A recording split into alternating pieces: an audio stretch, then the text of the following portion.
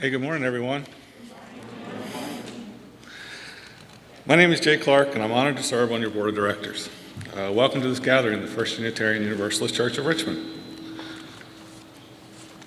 Our church was begun in 1833 as a liberal Christian community, 189 years later, and we are now a community of many faith journeys and beliefs united in a single covenant of care. We are all in this together. Through the years, our congregation has sought and often succeeded in the mission to seek personal wisdom, build beloved community, and serve the purpose of justice in the Richmond community. Thank you for taking time to honor our connections in all the ways we have available now. I hope this gathering nourishes your spirit and helps sustain you and your loved ones. You are welcome here as your whole self. Our gathering is made sacred by your presence, wherever you are this morning. We'd especially like to welcome our visitors today from near and far. We look forward to greeting you today and in the coming year. For more information about our church, we encourage our visitors, friends, and members to please see our website, richmonduu.org. Our website has great information about who we are as a church, where we are, and what it means to be a Unitarian Universalist. Today, I want to draw attention to the Families tab on the website in particular, which has great information about our burgeoning family ministry program. The website also has good information about our community care programs, our justice work, and how to easily donate to the church. We want to be sure our members are able to stay connected with the church, so in addition to the website, please keep an eye on your email for our 3 weekly newsletters, covering care and community, social justice, and worship and church business. Important news from your board and ministerial staff is always included in the weekly newsletters. Again, contact membership at richmonduu.org for more information. It's great to see everyone here today. I've got a few announcements for you. There are guest books out in the lobby for anyone who wishes to sign them in honor of Reverend Jeanne, who are here today and has not already done so. There will be a piano recital today at 3 p.m. by our very own music director, David Robinson, right here in the church. On a sadder note, being out sick is somewhat common right now, and so there's a lot of substitute actors in today's performance. We're going to greet your neighbor as soon as I finish talking, and then after a short period of greet your neighbor, we're going to have a hymn, and you are all welcome to sing during the hymn. I want to make sure everybody knew that. Welcome to this time of worship. We're glad you're here.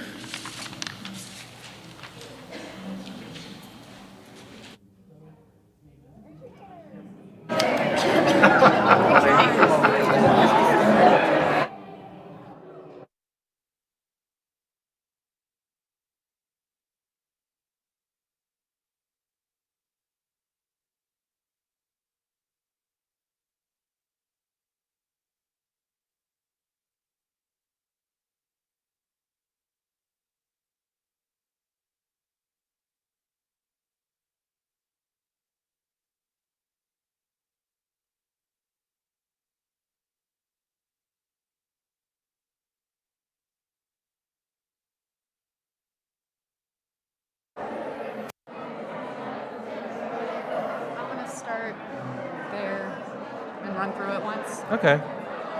Just like now? Yeah, do it now. Yeah, thanks.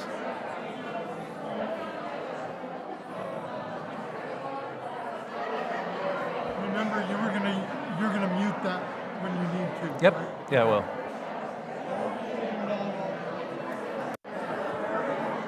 Please join in singing the opening hymn, which is For All That Is Our Life. The lyrics will be on the screen behind me. And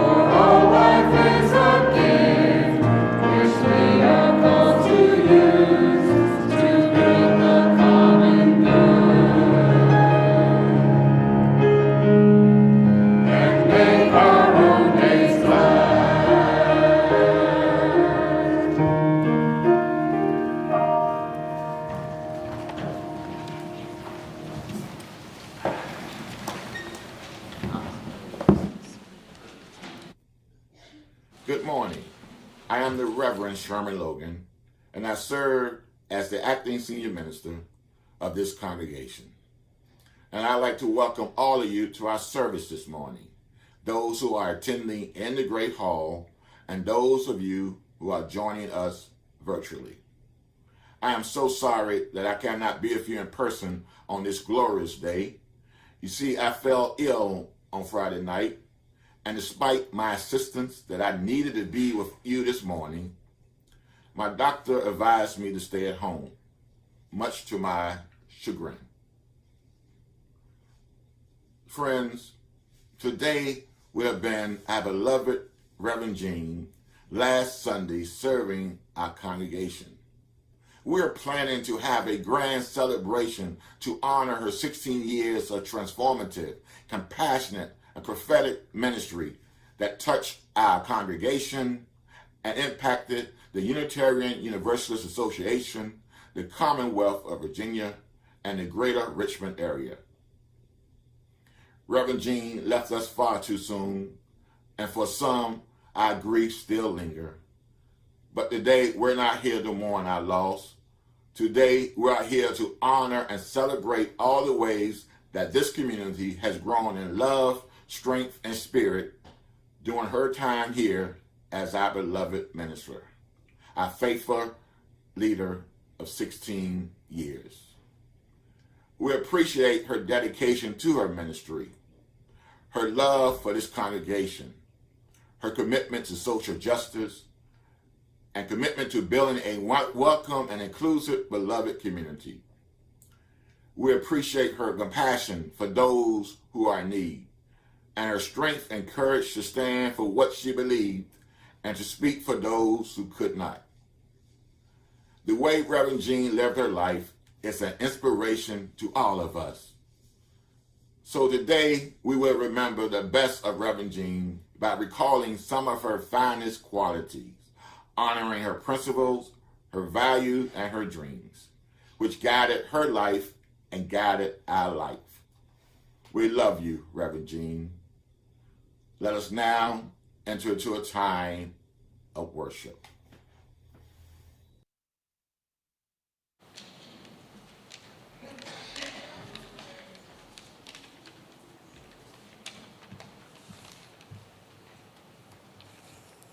Good morning. My name is Leanne Luskin. I have the honor of serving the children, youth, and families of this congregation. These are my own two children, Simon and Rowan, here to light the chalice with us today. We had a flower communion years ago when Reverend Jeanne preached on the humble power and beauty in the resilience of the dandelion. Does anyone remember that one?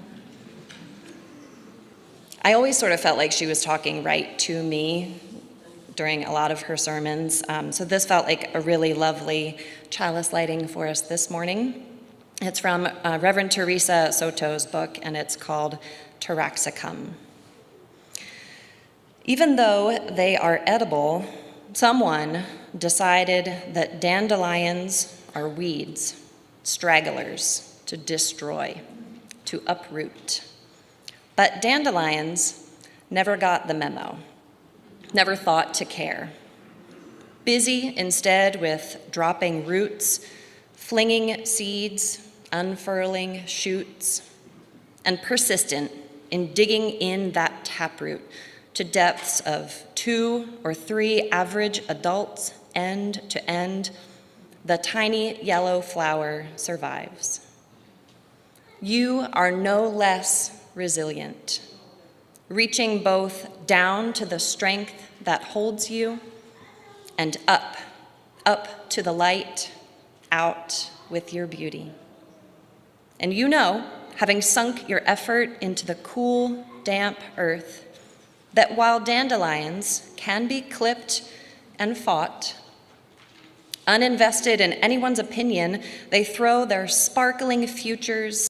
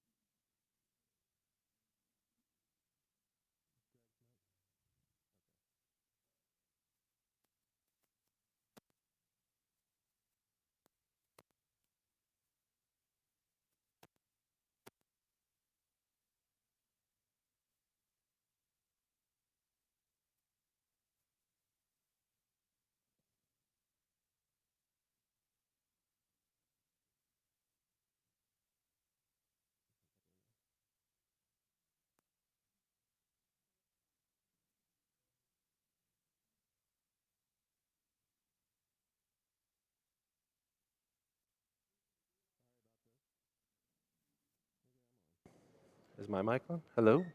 We've lost all of our microphones. Okay.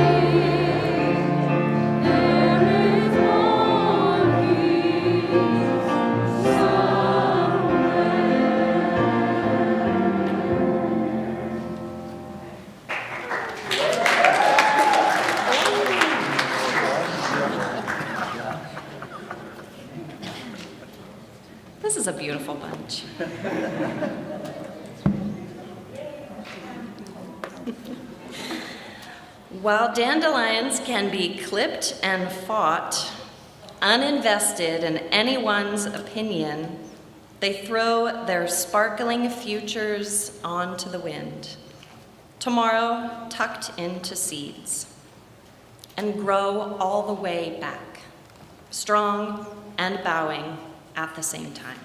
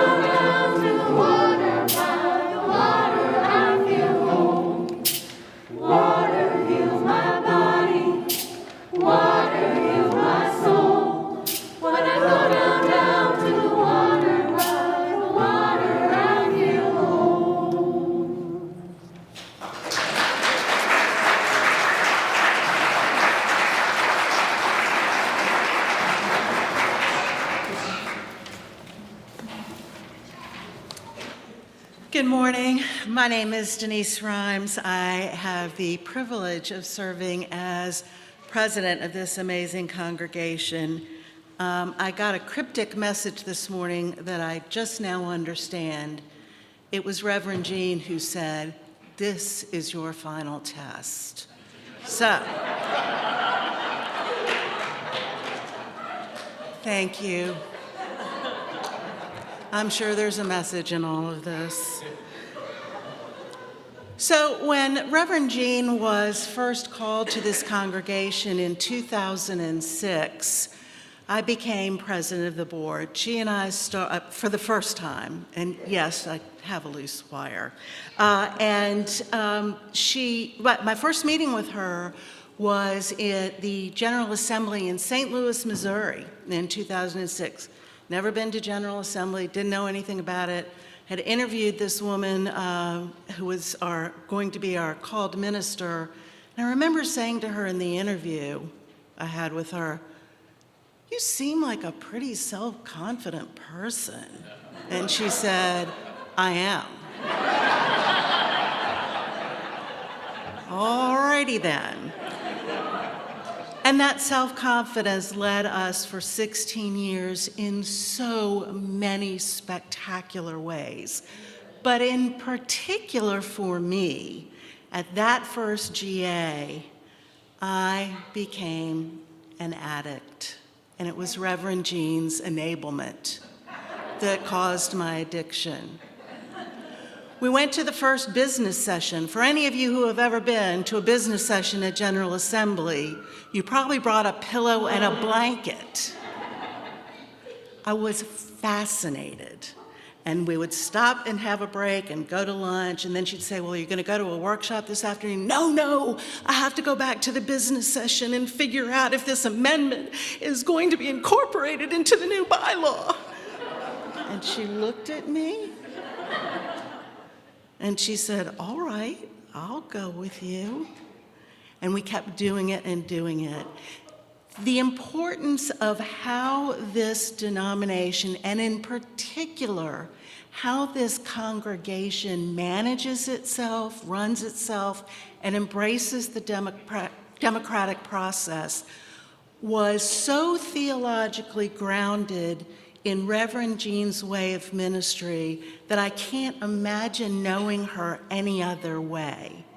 And the ability to connect that fifth principle of the democratic process into everything that we do became so deeply ingrained in me that I became an addict and am now serving for the second time as president of the congregation.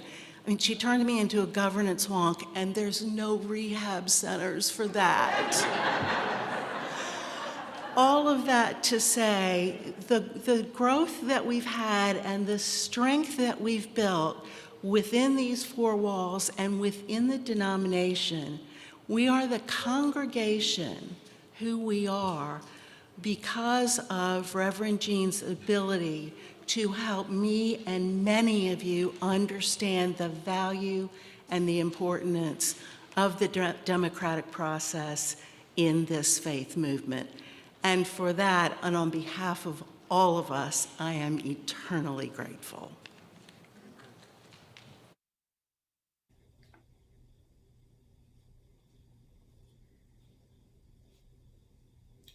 A prayer for Reverend Jeanne, adapted from Prayer for the Deceased, written by Sean Parker Dennison.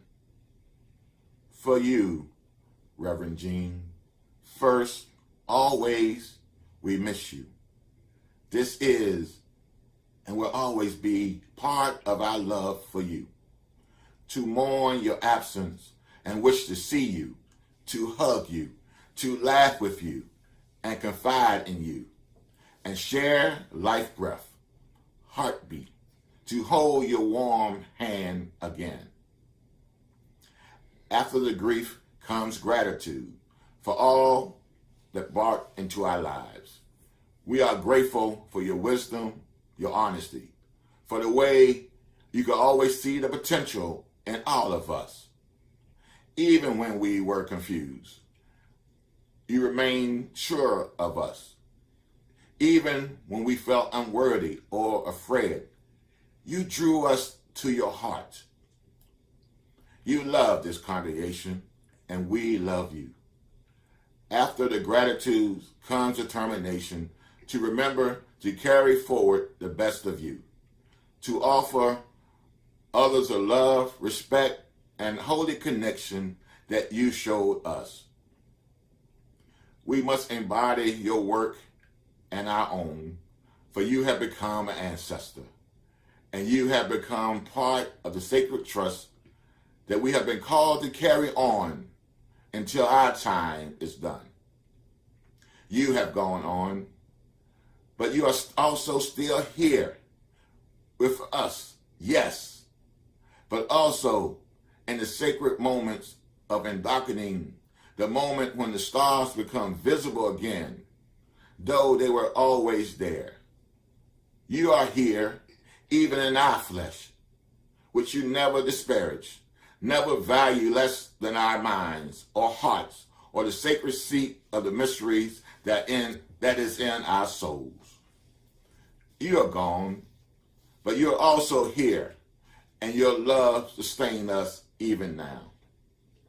We miss you, Reverend Jeanne, and we are grateful. We are determined to carry on because that's what you will want us to do. May this be so. Amen. Ashe.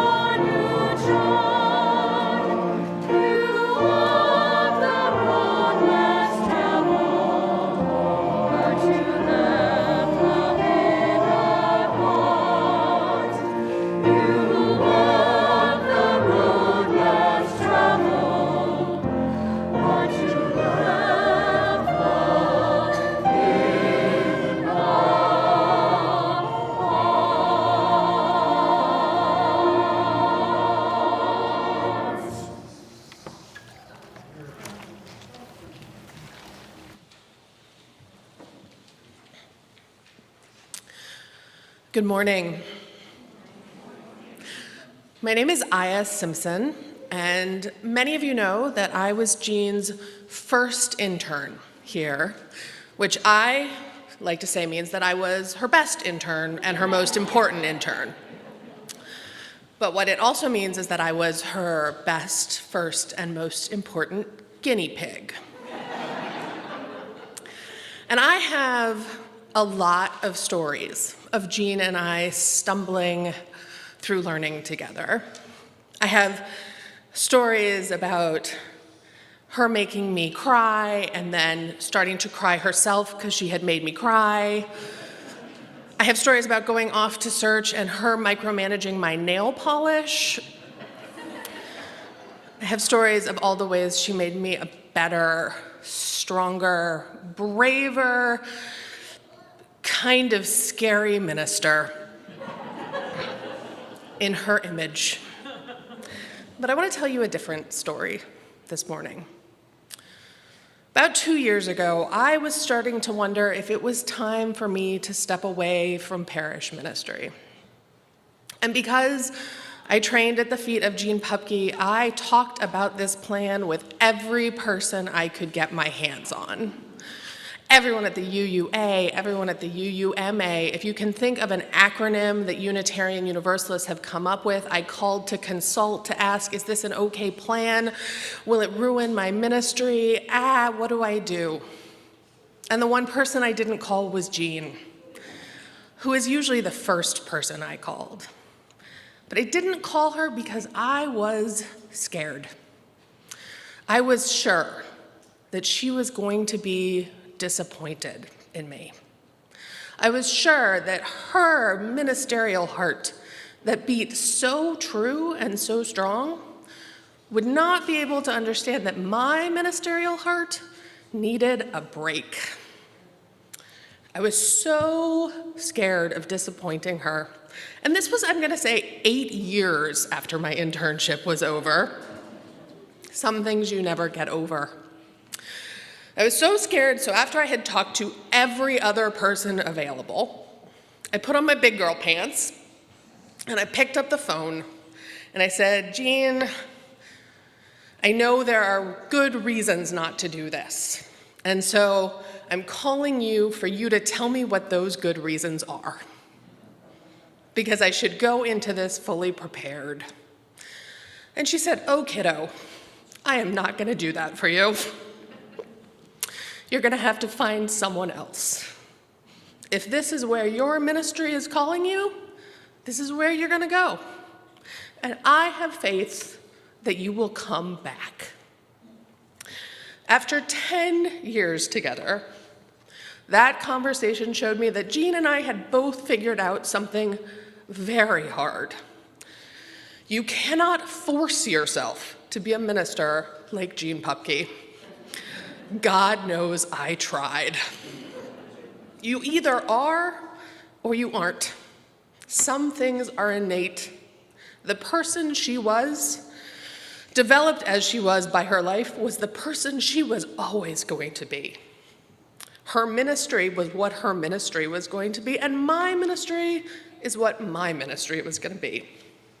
She served as an example, as someone to kick my butt a little further when I was ready to give up, as someone who thought I could be a better minister than I ever thought I could be. And I know she served as that for many of you. She pushed you towards a version of yourself that often you could not believe in, but God did she. It is not our job to become her. It is our job to remember her in those moments where we're not sure, when we think there might be more love to give. We can remember that she knew we had it. And she is up there somewhere after having messed with us all morning, telling us that there is still work to be done. Not the way she would do it, but the way we would.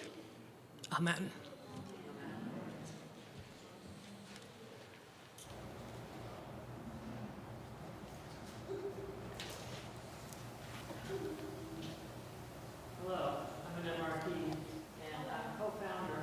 with Anita Lee of the Richmond Pledge to End Racism. And I invite you to follow in Reverend Jeanne's example and carry the Richmond Pledge with you in your wallet. You'll find these cards out in the lobby and a memorial to Reverend Jeanne on the other side, so please take them. To talk about Reverend Jeanne's commitment to social justice is kind of like talking about the roots of her favorite old oak tree. You didn't see the roots, but they were the foundation of who she was, the tree that couldn't exist without them. They nourished her, gave her strength, held her up when harsh winds buffeted her. Branches might sway, but the roots held her close and steadied her in difficult times. There was no way really to separate Reverend Jeanne's commitment to social justice, especially racial justice, from who she was. It came from a place so deep that it was part of every action she took, decision she made, words she spoke. Does that mean she had nothing to learn? No. Does that mean she did it perfectly? No, and she would be the first to say that. For Reverend Jeanne, social justice was about relationship, about ensuring that people could enjoy the same rights and access to the world that she had. It was about showing up, extending herself, going the extra mile when people needed love. So I'd like to tell you a story today that I believe is the best expression of Reverend Jeanne's legacy in this congregation, if we choose to make it so. Many of you know this story, others might not. But it's a story that I hope everyone in this congregation will know and share with those who haven't heard it. And I know some of you are going to think it's about the Richmond Pledge, but it's not. About 12 years ago, a group of African American people was ostracized from the church home because of their support of LGBTQ people. Refusing to back down from their beliefs that LGBTQ people had worth and value, they found themselves without a church home.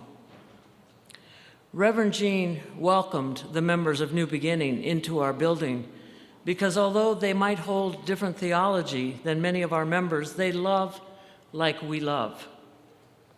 She offered them a rehearsal and performance space that she trusted would be welcoming of all their members by all of ours. In doing so, Reverend Jeanne called us to a higher purpose, to be in relationship with these incredible people because that's who UUs are. We respond when people face injustice, especially when people are shunned for loving who they love. Reverend Jeanne hoped that we would get to know one another, and some of us took her up on that. We shared suppers before New Beginnings Friday rehearsal, and we went to see the movie Selma together and shared stories about our lives. Some of us went out to coffee and met up for dinner. All these things deepened our relationships and our commitment to one another.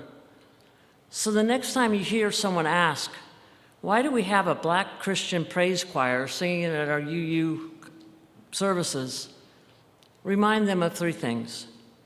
One, because they share our values. Two, because our relationship embodies our first principle of affirming the inherent worth and dignity of every person. And three, because it builds beloved community.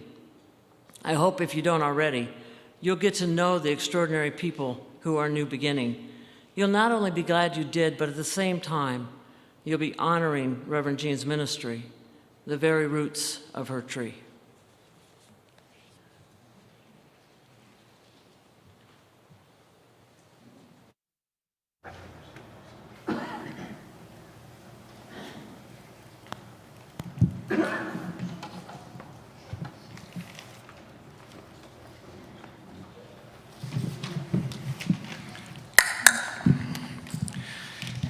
I came to church one morning with my wife, Diana. I was sitting safely over there so I can see all the piano being played, minding my own business. And Diana held up her phone and pointed at mine. Reverend Jeanne was sitting right up there on the chancel, and I got a text that said, "Would you lead us and do what must be done to close the service?" So I texted her back and said, "Sure." I didn't know when that was going to happen. you know. It was a 10 in the morning service. I hadn't sung anything. That I just got up and sang. So, you got to sing it with me, because if anybody embodied "Do What Must Be Done," it was Reverend Jeanne. And the chorus goes like this: Ooh, some people do what must be done. Well, they do what must be done. They see the way beyond the horizon, and they do what must be done. Now you want to give yourself somewhere to go there. So wait and just snap on the first one, because there's 2 verses. Clapping on the second one would be great, all right? Hey, some people do what must be done. Well, they do what must be done. They see the day beyond the horizon, and they do what must be done. I'm going to sing a little. Well, I learned as a child there's 2 ways to see the world as it is and the way it could be. Some people say that's just not my problem. Some people do what must be done. Now they see the hole in the fabric that must be sewn. They see the way blockaded and they roll back the stone. They see the day beyond the horizon, and they do what must be done. And here we go. Some people do what must be done. Well, they do what must be done. They see the day beyond the horizon, and they do what must be done. Now, I've seen the toll taken, the tears that were shed. I've seen the journey started and the ripples spread. Still people say, well, that's just not my problem. Some people do what must be done. Yes, they see the hole in the fabric that must be sewn. They see the way blockaded and they roll back the stone. They see the day beyond the horizon, and they do what must be done. Yes, some people do what must be done. Well, they do what must be done. They see the day beyond the horizon, and they do what must be done. Oh, one last time, some people do what must be done. Well, they do what must be done. They see the way on that long road to freedom, and they do what must be done. Oh, they see the way on that long road to freedom, and they do what must be done. They see the way on that long road to freedom, and they do what must be done. Hey, hey.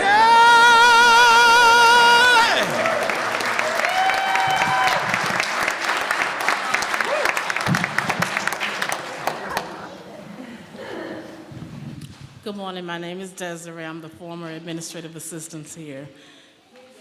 Hey. Reverend Jeanne would tell me, she said, Desiree, you have a way in saying something that nobody else can get away in saying it. So on that note, I'm going to say, when a person passes, we are formal in saying how sweet a person is, how loving, and all these wonderful things. On behalf of the staff, I will say that Reverend Jeanne plucked our everlasting nerve. Just wanted to get that on the record. Everything Reverend Jeanne did had a purpose, a reason, or a lesson. Even in her passing, has a lesson for us. Reverend Jeanne was not a behind-the-curtain kind of gal. She did not mind being seen if that's what it took. After working 10 to 12 years with her, we never said it out loud, but it was a known fact who did what. Reverend Jeanne was the head, the visionary, the seer, the planner. Reverend Sherman was the legs and arms, the person to carry out the plan, to make it happen, the communicator. Desiree, myself, was the blood, the spiritual component, speaking in reference to, did it feel right, and making sure everyone was taken into consideration. Rhonda was the heart, the comforter. We had her to lean on, to cry, and to get counseling to whatever we were battling with at the time.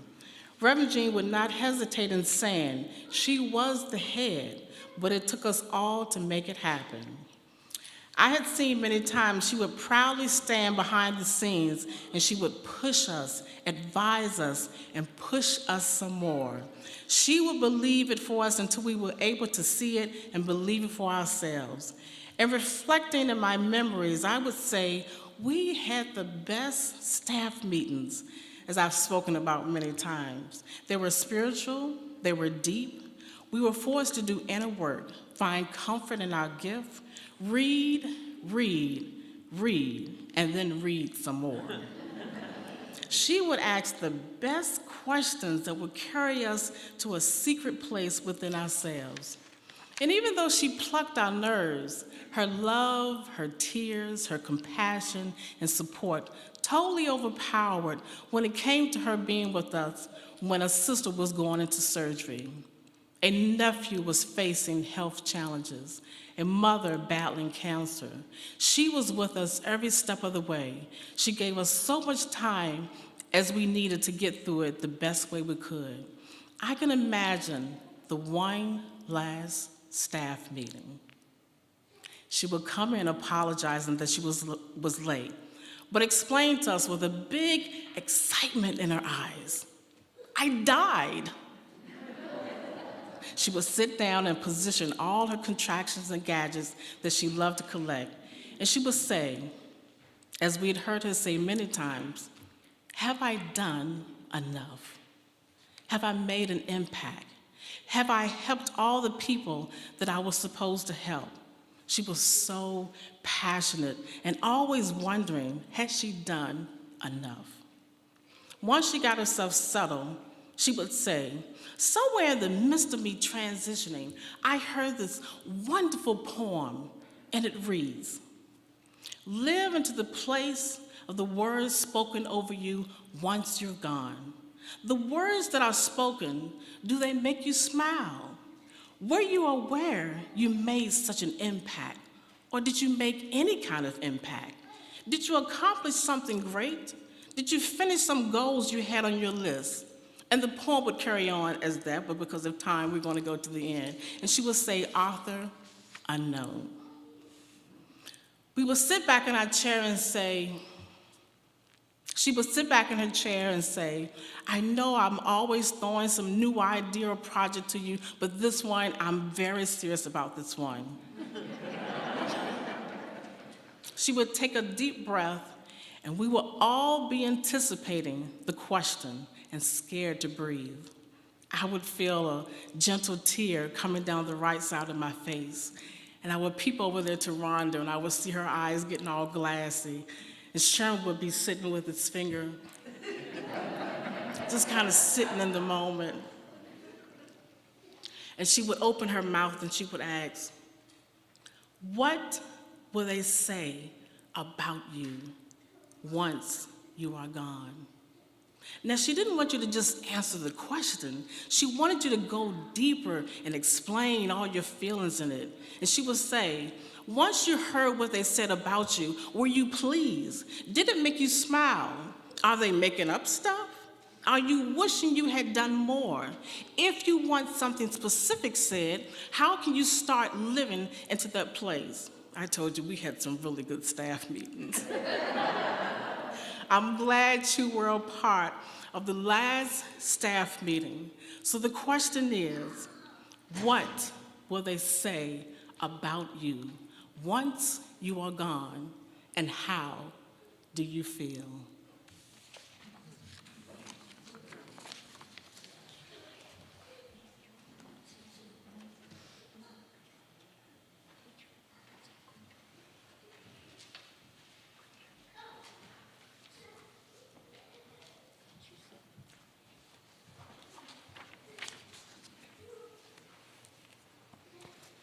Hello again. I am not Lauren Lovewood. I guess we keep needing reminders that our ministers are humans living in human bodies, and Lauren really wanted to be here today and is ill, like a bunch of other people. So I'm honored that Lauren trusts me to share these words that she has written about being Reverend Jeanne's last intern. 2.5 years ago, in the fall of 2019, I emailed Reverend Jeanne about becoming her intern. I was planning ahead in hopes of pursuing an internship here during the following church year. A few months later, in early 2020, COVID was upon us. We huddled into our homes, church went online. That fall, instead of beginning an internship as I'd hoped, I pivoted to serving as a hospital chaplain during the height of the COVID-19 pandemic, prior to vaccines. However, first UU Richmond and learning from Reverend Jeanne were still on my mind. I'd never met her, but I'd seen Jeanne run for UUA president in 2017. I knew she was a powerful public voice and a dedicated leader. And I'll never forget how impressed I was when each time she spoke, she looked out into our eyes and rarely at her notes, speaking off script and straight from the heart. Jeanne's extemporaneous preaching style exemplified something core to who I came to know her to be. She was relentlessly able to meet the moment and let the moment speak through her. This embodied the number one thing I learned from her: authenticity. My relationship with Reverend Jeanne evolved over time. I began as her intern in February 2021 and spent a year under her tutelage until her death this February 2022. I don't know if there's an English word for what I experienced under her mentorship, but one that comes to mind is curing. Like food, preserved with salt and herbs. What began as fresh but raw was alchemically worked by our mutual intention and investment over time. Now, for those of you who may not know, but I assume most of you do, Reverend Jeanne could be tough. I know that. I knew when accepting this position that Reverend Jeanne was going to push me to learn to swim on my own. I knew this because in my interview, she said she planned to, quote, throw me into the deep end. Then, as if she'd been a little too harsh, she recanted, no, we're not going to throw you, we're just going to push you into the deep end. I don't know whether she was trying to scare me or entice me or both, but I know that I was called to learn from her. I believed she had the potential to help me grow stronger. This proved true. What I did not expect was that in order to do so, she would call me into my center and encourage me to soften into a more authentic expression of who I am. Core integrity, authenticity. Her gift to me was to encourage me to be in alignment with who I'm meant to be and to own it. There's no greater gift than that. And I'm not the only person that Reverend Jeanne gave this gift to. She gave that to me too. This was a gift that she commonly doled out to those who were lucky enough to be in her care. Reverend Jeanne didn't use her authority to train me to be more like her. She encouraged me to be more like me. And from that place, I grew a rooted sense of strength that would have been otherwise impossible. I will always be grateful to Reverend Jeanne for inviting me to swim in the deep end and become comfortable in the waters of who I am. Thank you, Lauren.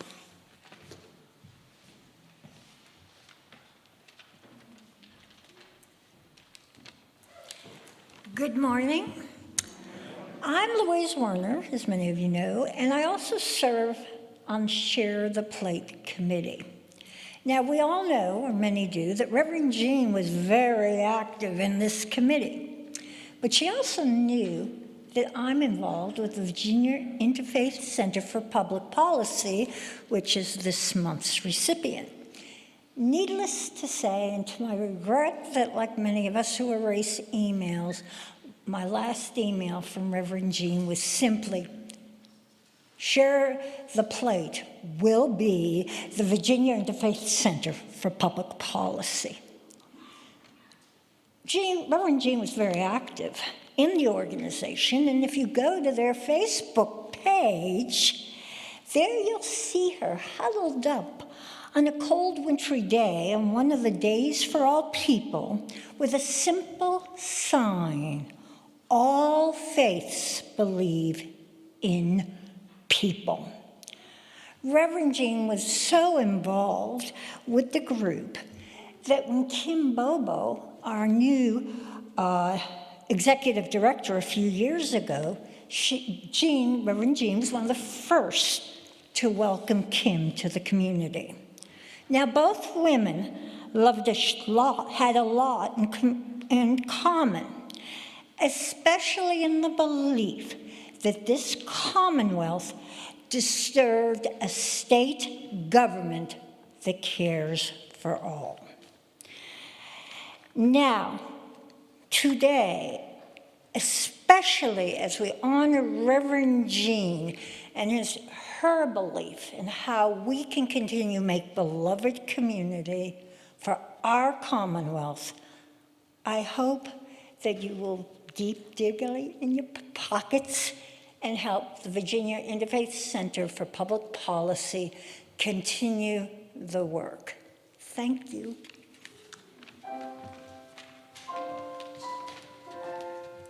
Ways to give are on your screen, so please give generously as you are able. The ushers will be around with envelopes in order to collect any gifts that you might want to present today. Thank you.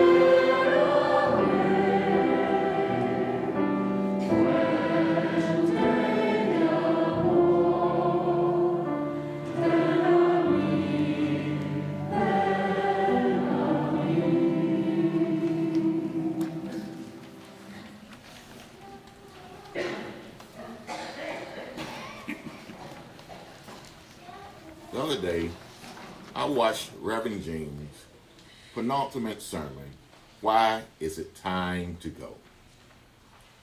She reminded us why it was time for her to leave First UU after 16 years and gave compelling reasons to state her case. While she and I had many discussions about why she felt it was time to leave the church, it was hard for me to imagine First UU without her. However, deep in my heart, I knew she was ready to go. But begrudgingly, I respected her decision. She would tell the congregation that she was taking a sabbatical from January until the end of March, and then she would be with us until the end of May. She reminded us that on May 22nd would be her last Sunday with us, and hope there would be things to celebrate about her 16-year ministry. You know, the staff had some really big plans for her celebration, and we're planning to send her off in a manner that her ministry well deserved. And did we have some big plans? The hard part was how would we be able to keep our plans under wraps? Now, she told us that when she returned from her sabbatical, she wanted to provide time and space for folks to come by to say their goodbyes. And during the last 8 weeks of her ministry, there would be a lot of opportunities for folks to come by to say goodbye. They could drop by her office, meet for coffee, or even meet for a meal. And I know there were many folks in the congregation who were anxiously waiting to bid her farewell.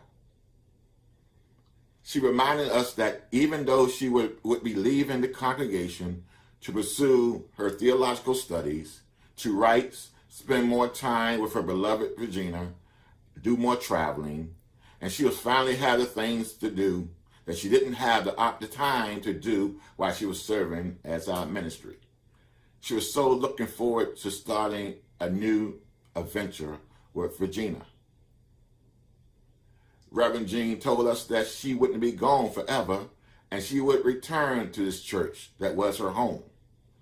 But she made it crystal clear that when she did return, she would be following the sterling example of Reverend Dave, how to be a retired minister in a church that one once served.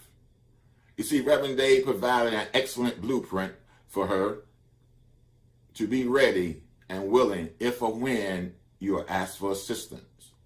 Be a wise counsel, a trusted confidence, and stay in covenant.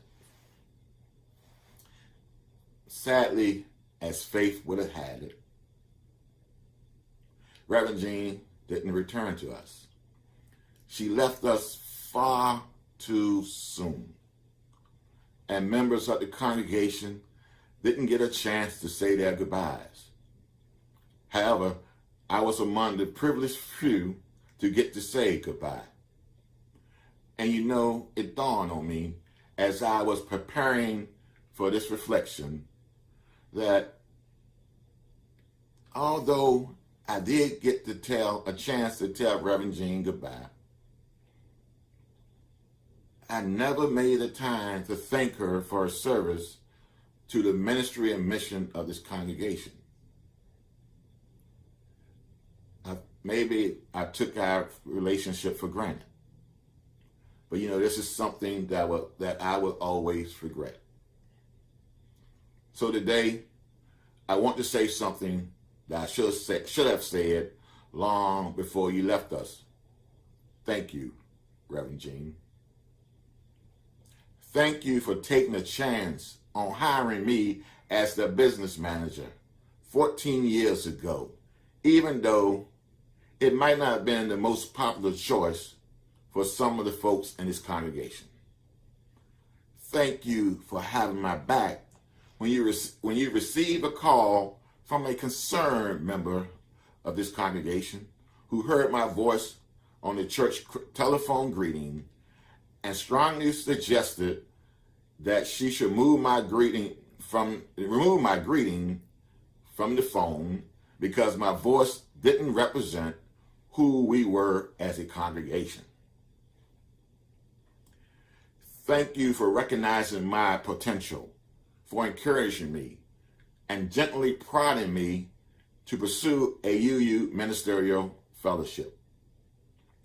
I'll never forget the joy that I heard in your voice when I called you on that December day in 2014 and told you I was welcome to fellowship.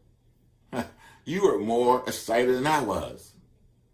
I could hear it in your voice as we spoke. Thank you for your leadership in our denomination and for encouraging me to become more involved in UUA leadership, paving the way for Denise Rhyme and I to follow you as trustees of the association, and reminding me that the association needed to hear my voice and I needed to play an essential role in shaping the future of the UUA. Thank you for showing me the importance to show up for colleagues whenever I'm called to do so.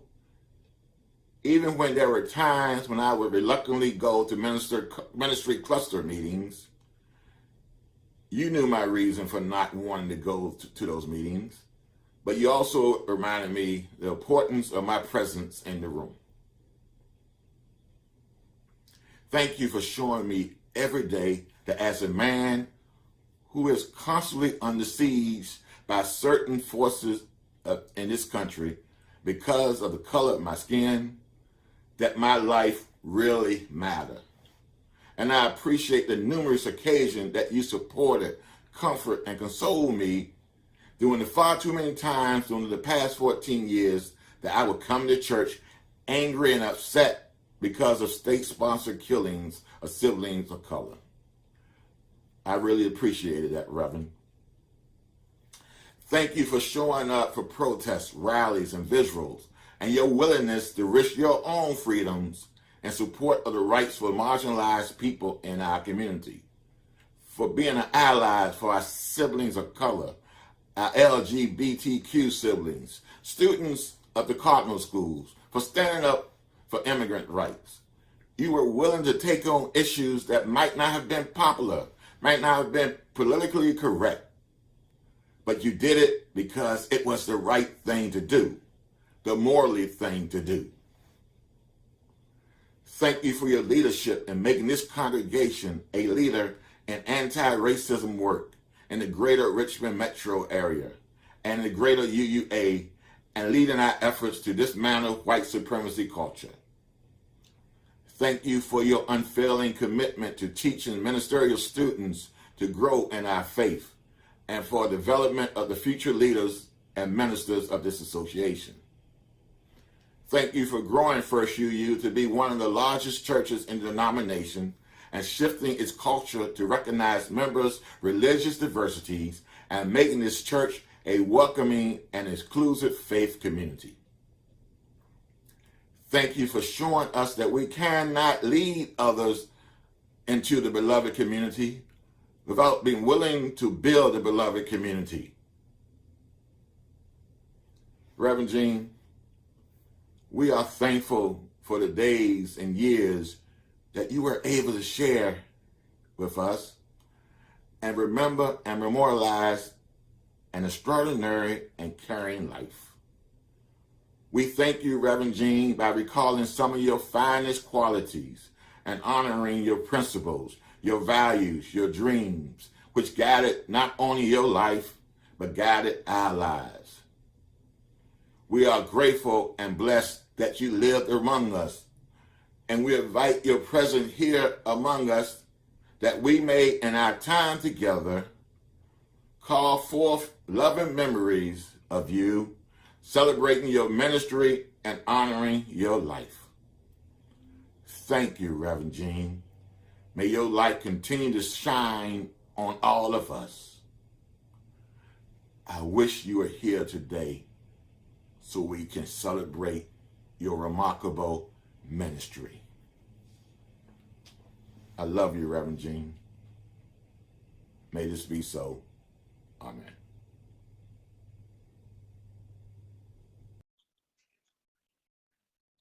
Good morning. It's good to be with you this morning to honor Jeanne's ministry.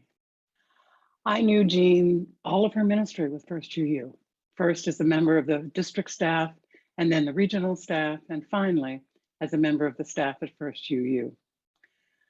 This is bittersweet because her celebrating her ministry is also about celebrating her legacy, what she left for us to do. And two things stand out to me that were Jeanne's special gifts. One was her resilience. She never gave up on anybody.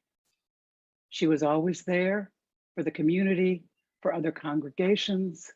She went to Norfolk, supported them for a year after their minister died. And she has been there for us every step of the way, knowing that we can do it, whatever we set our minds and hearts to do. The other was her generosity, time, talents, and treasures. Jeanne never stopped giving and never stopped challenging us to give, to remind us of the joy that we find when we reach out and open our hands and open our pocketbooks and open our calendars so that we can be there and continue to give. She opened her home to the congregation, to colleagues, to friends. She cooked for us. She made macaroni and cheese for hundreds of people on Thanksgiving so that the children would have something that they liked. Jeanne never stopped thinking about what needed to be given next. And I hope that as we honor her ministry and her legacy, that we keep these things in our hearts too. That resiliency, that belief that you don't give up on anyone, that you can be there for them and continue to hold the hands of your neighbors through everything that comes our way. And the generosity, that we increase our capacity to love when we increase our capacity to give. And that's what I want us to take from Jeanne's ministry with us. Thank you. God bless.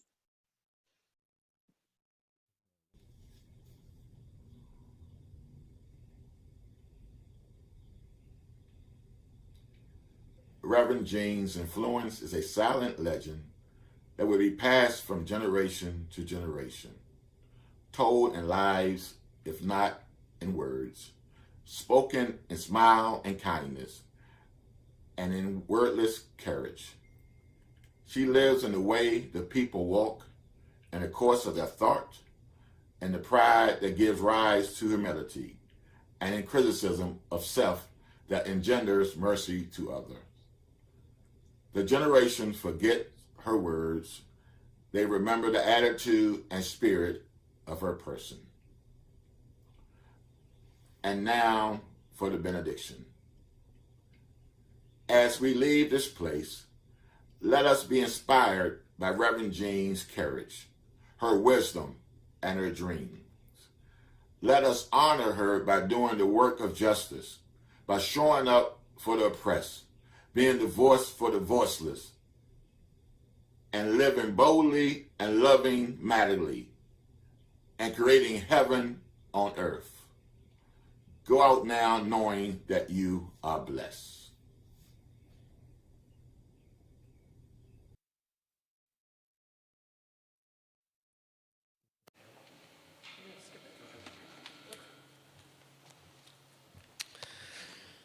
After our postlude, we will be joining, some of us will be joining Regina in the Memorial Garden to bury Jeanne's ashes.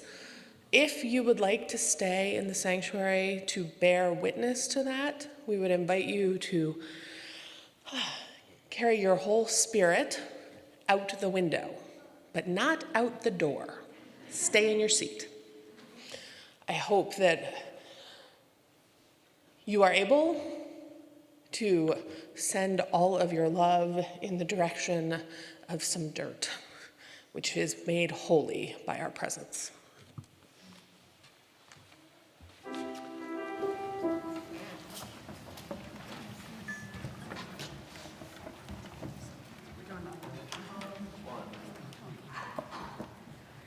keep on moving forward. Gonna keep on moving forward. Gonna keep on moving forward. Never turning back. Never turning back. Gonna keep on moving forward. Gonna keep on moving forward. Gonna keep on moving proudly. Never turning back. Never turning back. Singing loud. Gonna keep on singing loudly. Gonna keep on singing loudly. Gonna keep on singing loudly. Never turning back. Never turning back. Gonna keep on loving boldly. Gonna keep on loving boldly. Gonna keep on loving boldly. Never turning back. Never turning back. Gonna reach across our borders. Gonna reach across our borders. Gonna reach across our borders. Gonna reach across our borders. Never turning back. Never turning back. Gonna end the occupation. Gonna end the occupation. Gonna end the occupation. Gonna end the occupation. Never turning back. Never turning back. Gonna stop these wars together. Stop these wars together. We're gonna stop these wars together. Gonna stop these wars together. Never turning back. Never turning back. Gonna keep on moving forward. Gonna keep on moving forward. Gonna keep on moving forward. Gonna keep on moving forward. Never turning back. Never turning back.